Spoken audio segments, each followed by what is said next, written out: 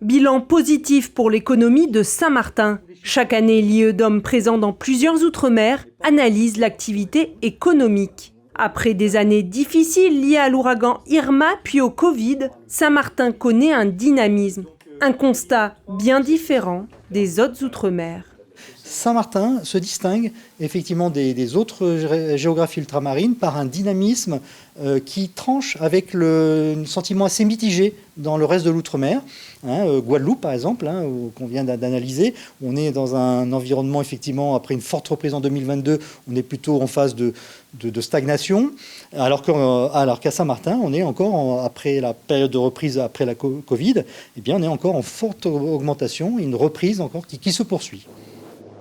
Le secteur du tourisme se porte bien. Le trafic aérien continue d'augmenter, avec 500 000 passagers sur l'année.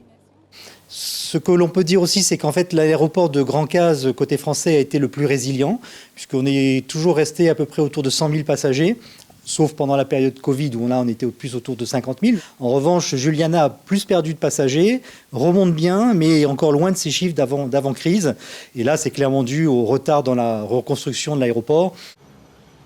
Les 2 premiers mois de 2024 sont quant à eux très bons à Juliana, puisqu'ils progressent de 15% par rapport à l'année précédente.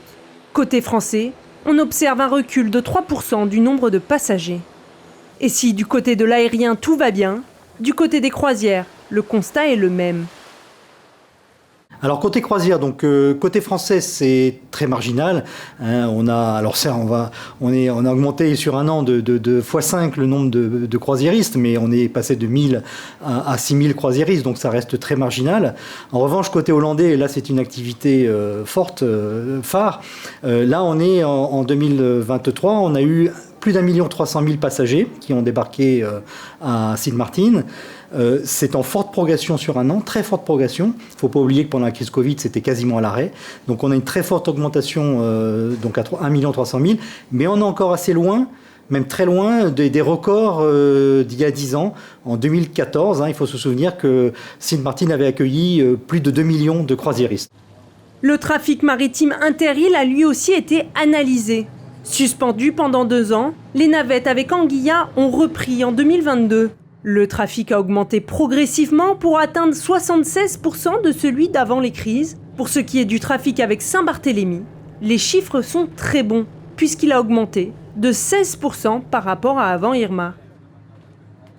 L'Institut analyse également l'emploi, le BTP et les finances. Là aussi, on peut y voir du dynamisme. Un bémol persiste, un taux de chômage élevé, autour de 26%, qui touche majoritairement les jeunes. On peut se demander si l'offre de formation sur l'île est en adéquation avec la réalité du terrain.